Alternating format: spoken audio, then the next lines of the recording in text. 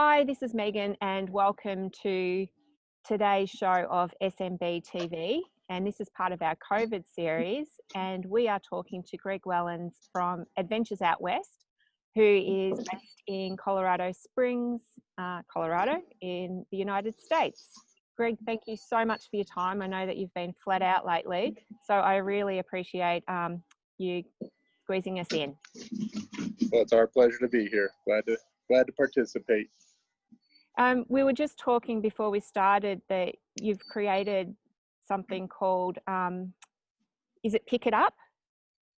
Pick it up Colorado, pick it up USA, pick it up Australia, whatever it is, pick it up, picking up the pieces, getting our lives back together, pick up the pace of this economy, pick up the pieces and get back to life. Awesome. And how did that idea come about? I was riding my mountain bike and I saw all the trash down on the side of the road and I was like, this is crazy.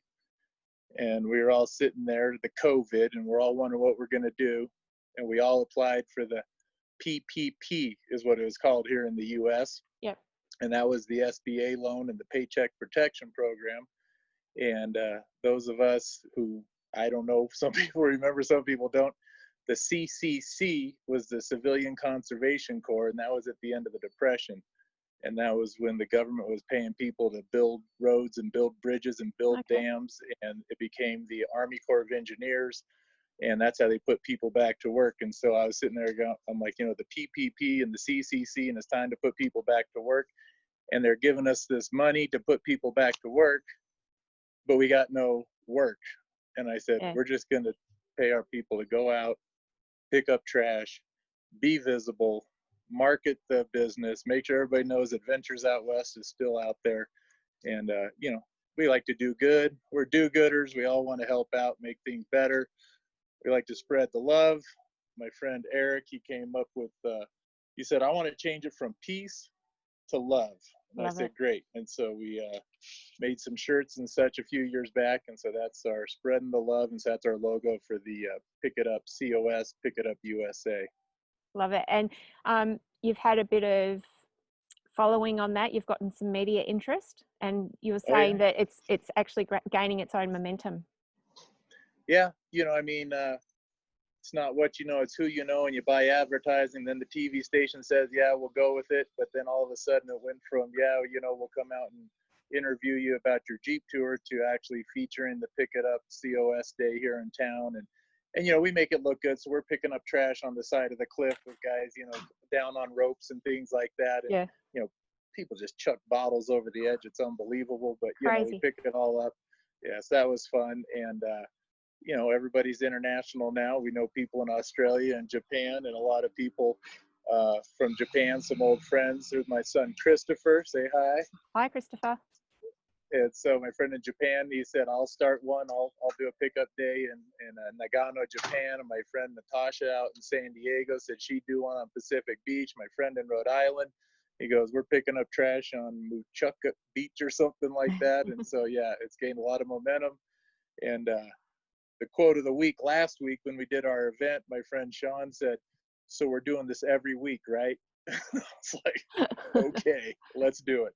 So we headed out again this morning, and we had another 20 volunteers and out in some of the parks and helping out and picking up stuff. And we're just going to just keep going. And every day we're out there just cleaning park benches and street posts and whatever, you know, being visible until we get too busy. And hopefully that happens soon. Yeah.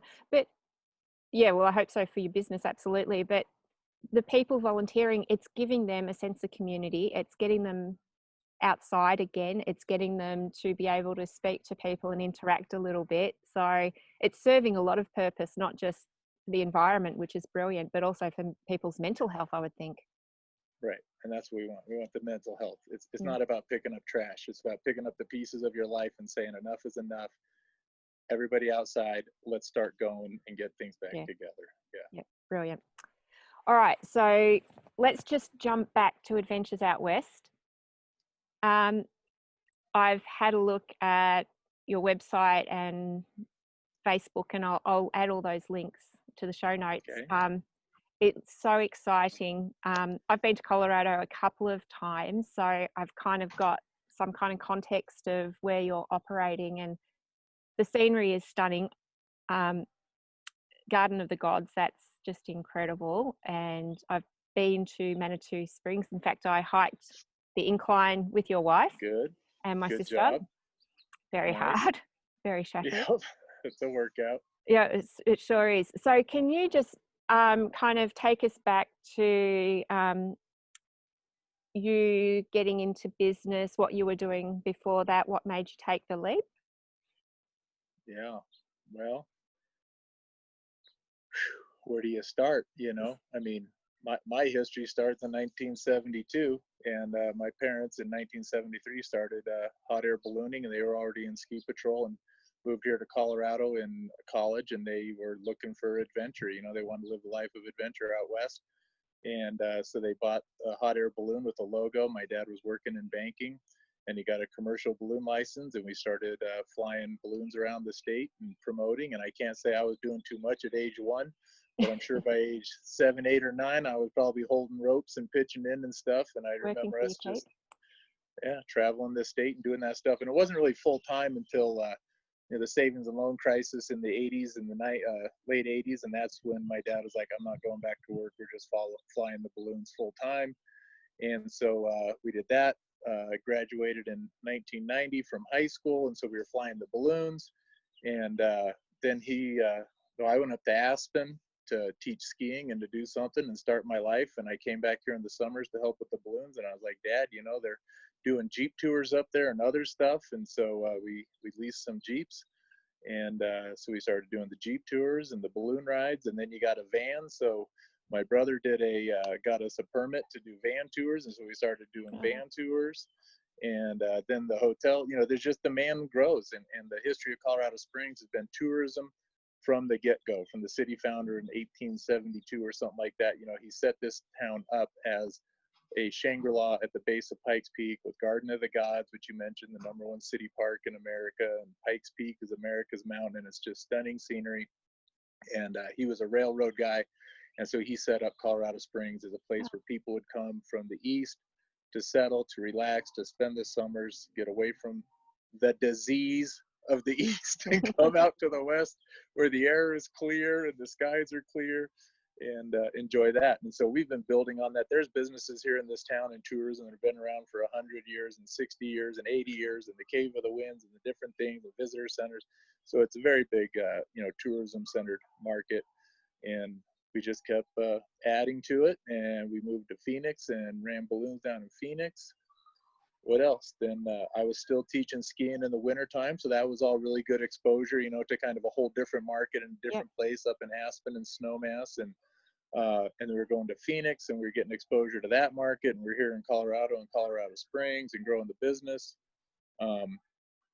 2003, I was 30 years old, and I said, Dad, one of us is leaving, you or me. And he said, I'm out. And so that was that. Yep. So he left, and he still flew balloons and still pitched in and helped out and did whatever we needed to do. But I was the man signing on the account at that point, and moved forward. And then I got married and had another child, and it was time to expand the business because it's expensive raising kids.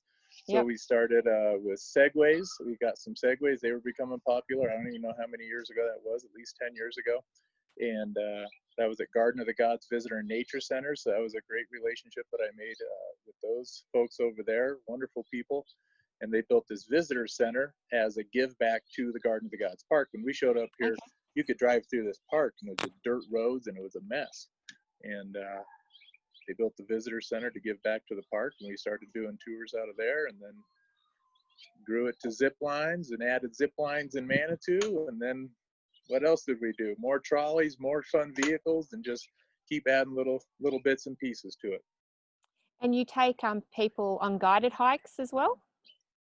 We do guided hikes. It's not, mountaineering, backpacking, crazy day hikes through the Garden of the Gods, 3, 4, 5 miles. We got Forest Service permits, so we can go a little further up in the mountains behind us. You can kind of see like right in that valley there.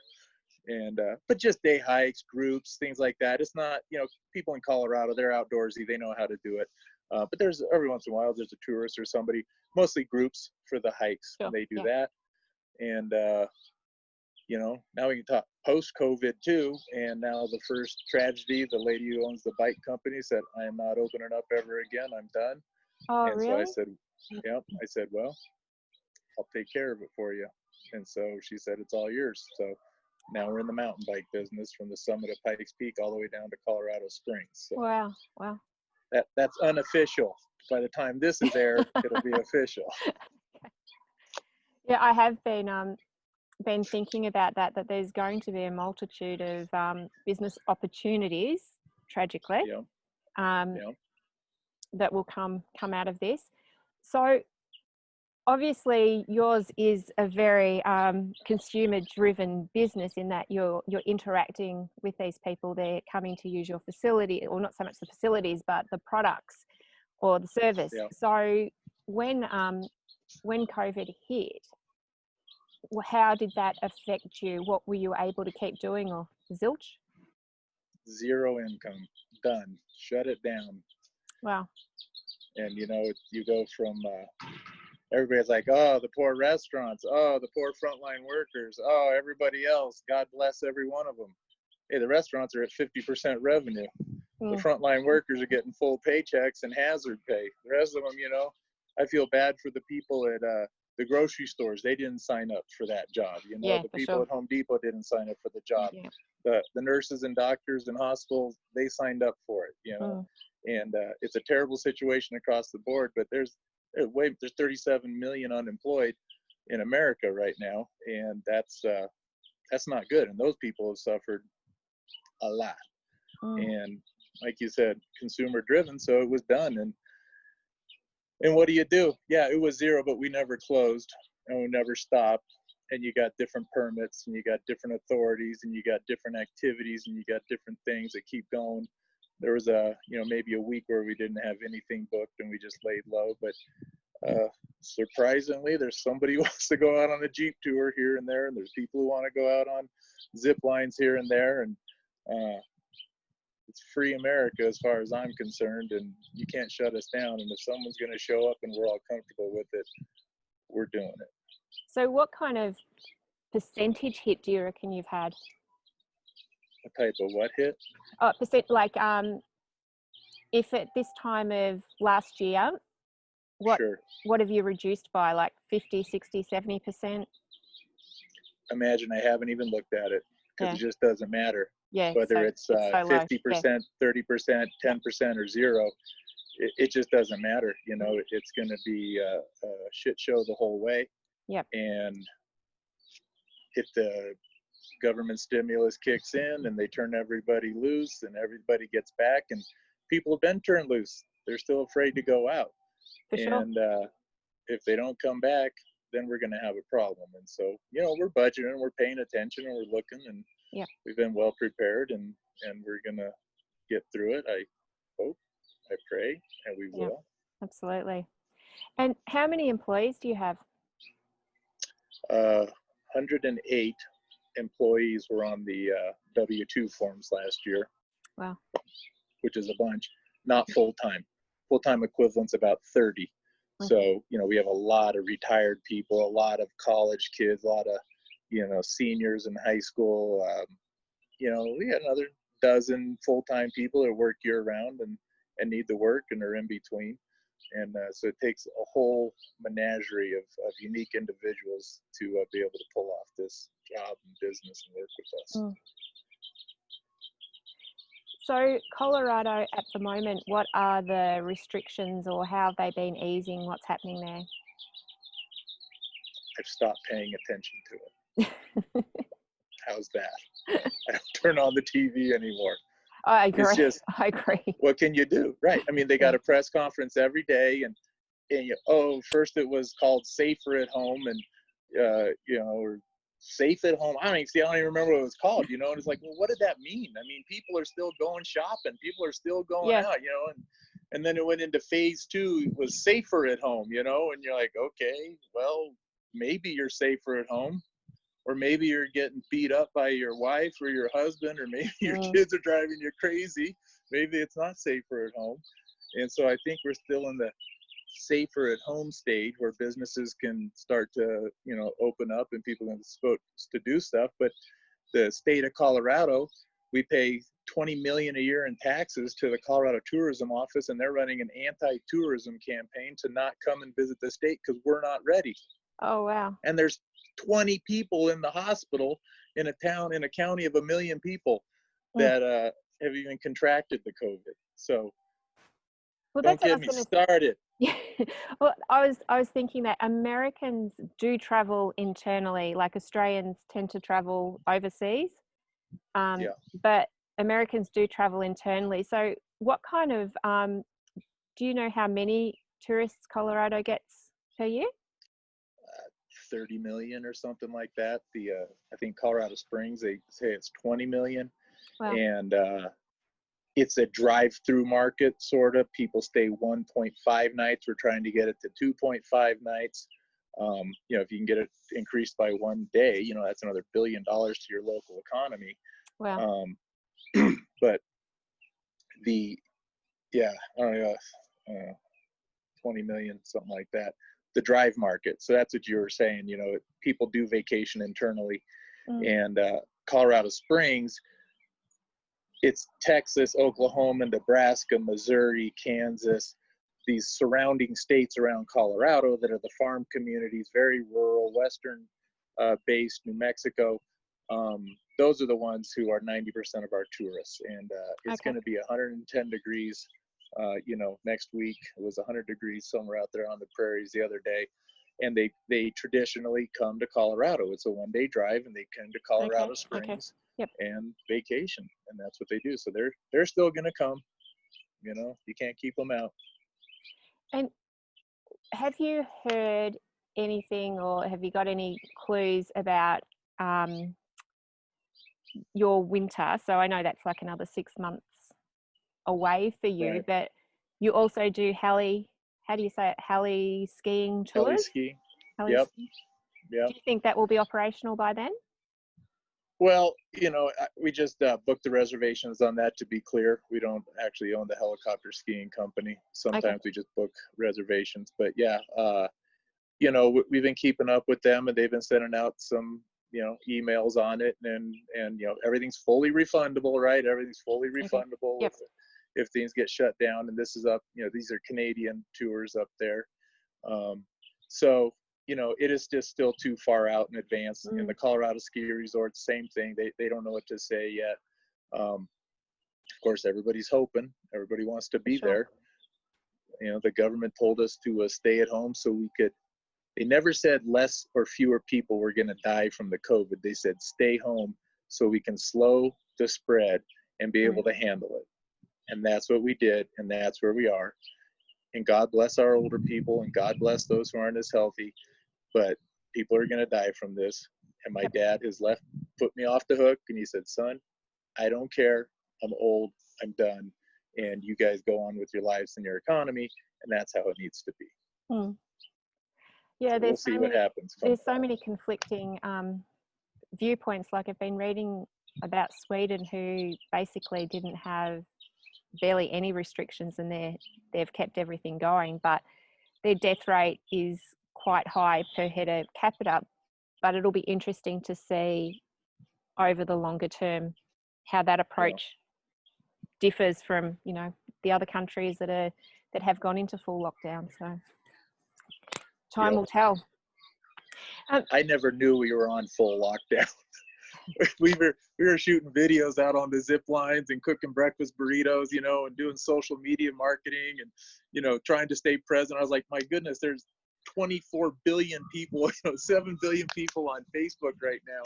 I said, we need to be in front of them with Facebook Lives and everything. And, but then you'd get some hate emails and people would be like, you're ignoring the lockdown and da-da-da-da-da. And I'm like, I don't know what you're talking about. I don't know what the lockdown is. I heard a statistic yesterday, something like in the last month and a half, Facebook usage has increased by 780%. So I believe it. Yeah. I believe it.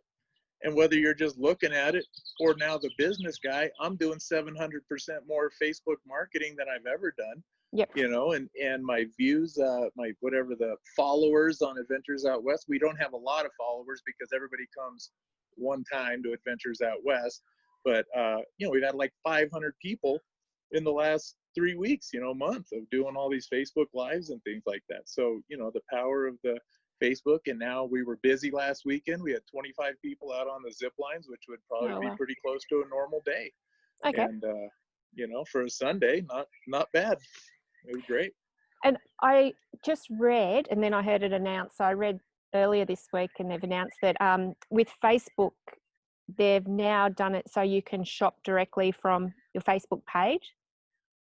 Okay. So I don't know if that's something. I better get that lined up. Yeah, Huh? if you can, like, if people can look at it and, you know, kind of go, oh, I can book directly from your page. So that was something I think that they wanted to introduce with I guess it gives small business another avenue to market, and people don't have to leave there to go to another site, etc., etc. So something to look at. And that way Facebook can pick up another 10% of the entire global economy. In addition to the advertising dollars, we're getting all sides of it. Yeah, and then I mean, it doesn't really matter which way you look, is it? Their WhatsApp, their Instagram. So what are you supposed to do when people are on it? You know, that's the regulated monopoly. We got to get some of those things taken care of. But as much as you hate them and their agenda, they all have an agenda, right? And they're all sitting there regulating what's being seen, which is terrible.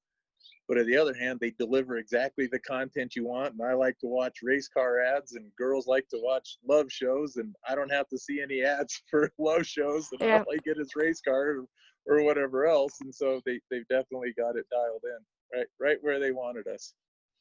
So. Yep. No, I agree. It's like necessary evil. I don't know. It's everything, but it is the reality of the world we're living in at the moment. Yeah. So if COVID hadn't happened, did you have any plans for expansion or differentiation? Were you doing anything that you've had to put on hold? Yes. You got to finish some capital improvement projects that were already in process. Mm-hmm.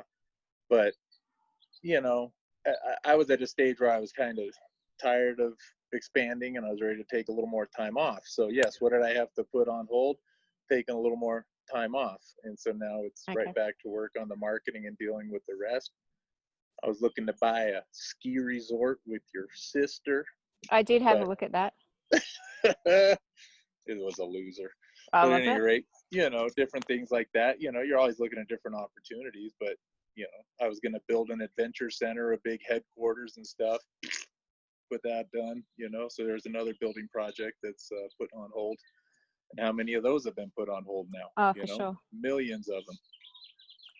But then you've just had a mountain bike opportunity. And there you go. But on the other hand, of course, I'm shutting down my Sedona operation, likely. Okay. You know, I mean, it just doesn't. So it's one or the other, and so one fails, and you know, pick one up and keep moving forward. And you know, it's a business show, so all I can say is diversify. But I thought I was diversified because I had a lot of activities in a lot of places. But like you said, it's a consumer item. So now you wish you owned a liquor store too, or something else on the side that was deemed essential. So, you have diversified within your industry as opposed to across industries. Yeah.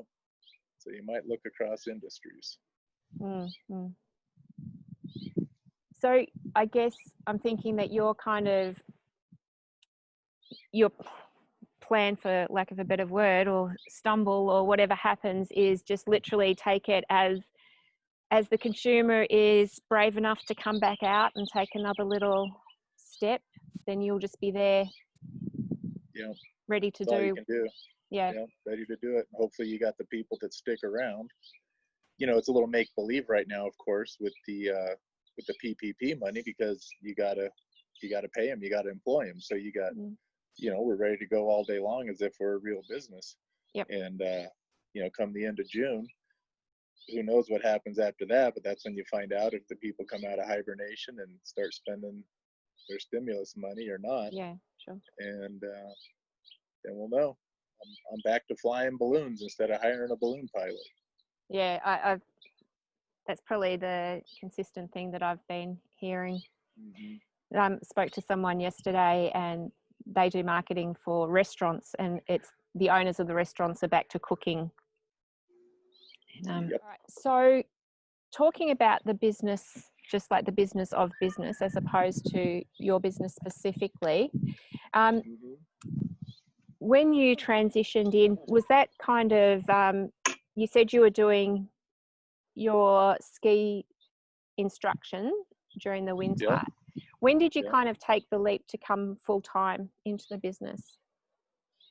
Well, that's what I said. I turned 30, and obviously just being a full-time ski instructor and working here in the summer and bouncing back and forth, that was not So you going to just get said me that was it. further.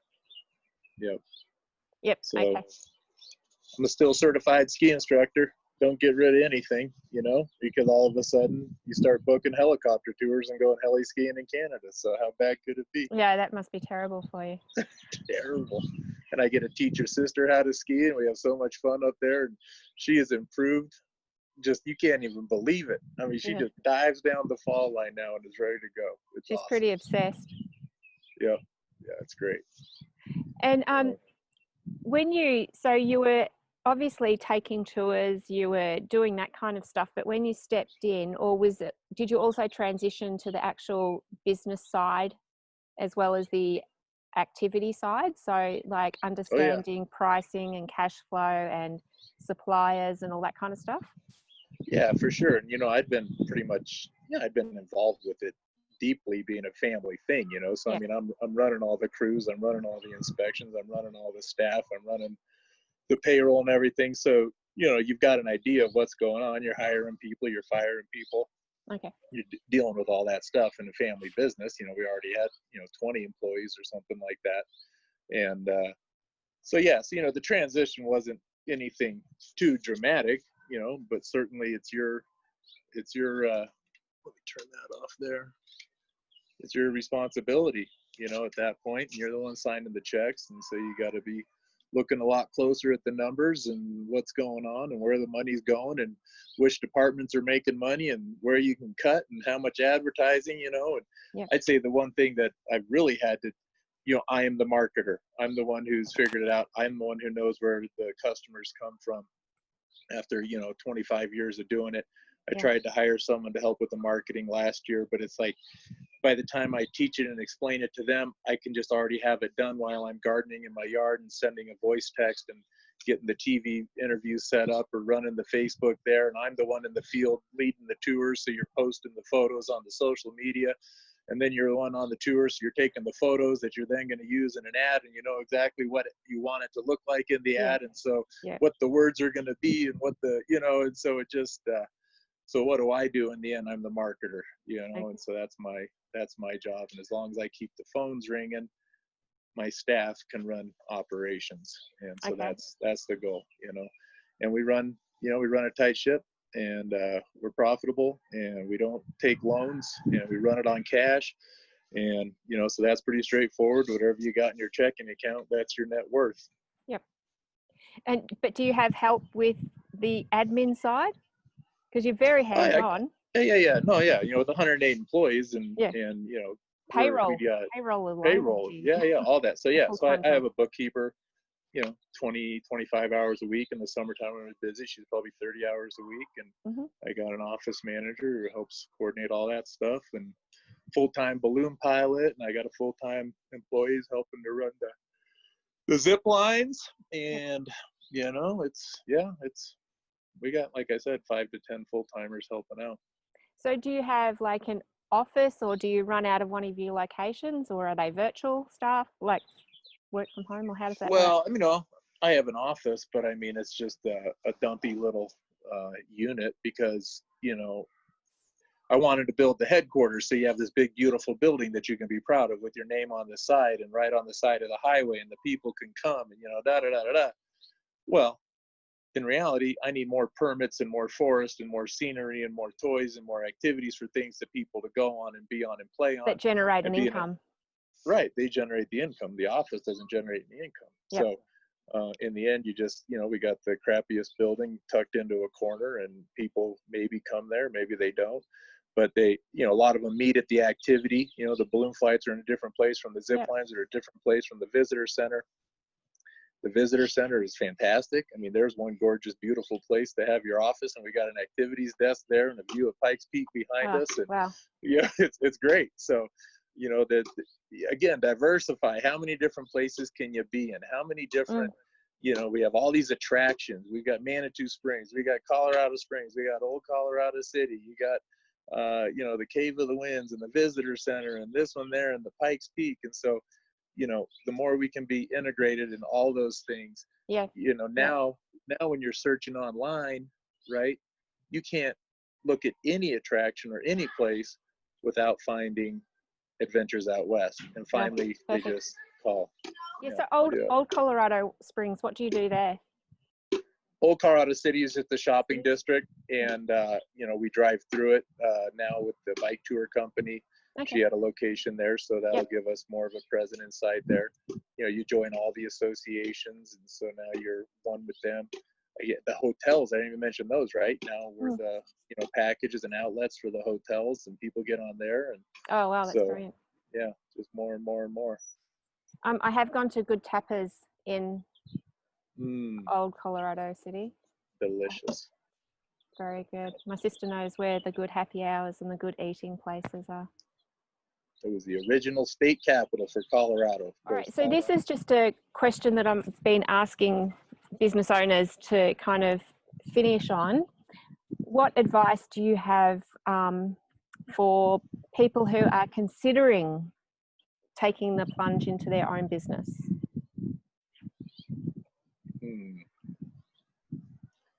I don't know. Be prepared for a wild ride, unknowns, sleepless nights, glorious days, wonderful accomplishments, feelings of achievement. Pace yourself, and then be prepared to be over it and move on to the next, or be prepared to continue to grow it. Yeah, take it. I picture what if you have a I don't even know, a lawn mowing business? Well, you're going to be able to go like this for a lot of years, but eventually, what else are you going to do? So, I think the burnout factor for people who, and, the restaurants and the mom and pops and stuff, it's so easy to kill your whole life making 50 grand a year. Yeah. And so you better be ready to be passionate about what you want to do, because that's what your life is going to be. And you better budget, you better watch your debt, because all of a sudden the COVID comes along, or the 9/11 comes along, and everything comes every 8 to 10 years. Should have pulled out of the stock market, but you just got to be prepared for that stuff and know what's coming. And all your friends who still have government jobs and went and became doctors and lawyers, and they're still working and they're still getting paid, and you might make more than them one year, but it's going to come back the next.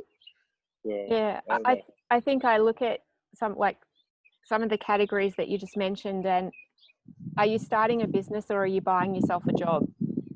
Right. And I think a lot of people kind of start because they're good at something. They love to cook, they're a good electrician, and you need to think through, okay, how do I get it to a place where it's a business and it's actually generating me income that doesn't depend solely on me doing the doing? I think they're buying freedom, not a job. You don't have to answer anybody else but yourself and the state regulator, and there's something to that, for sure, and when you have, like you said, the restaurant owners who finally could get out of the kitchen had a moment of freedom in life. Well, now they're back in the kitchen. Yeah. And so just to have that ability and that flexibility in your life, I think that's priceless for the small business owner. Yeah, I think there's a lot of sacrifices, but we also got to attend some school functions when our kids were little. My husband could coach our son playing AFL footy. We missed out on things too because it never leaves you, but ultimately, I think that was it. It's being answerable to yourself and not to someone else. That's for sure. All right, well, thank you very much. I'm enormously grateful, and it looks a lot warmer there than it is here. We're coming. Beautiful. It's 74 degrees American. I don't know what that is Celsius, but it's very comfortable. 20 or 20s, something. I'll have to do yeah. Put it in the notes. We got a visitor coming.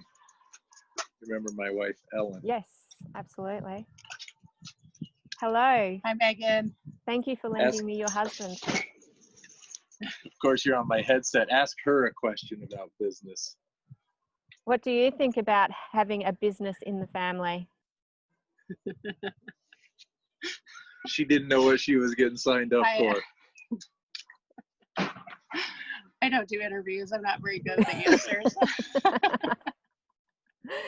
It's all good. I'll let you guys go on with your day.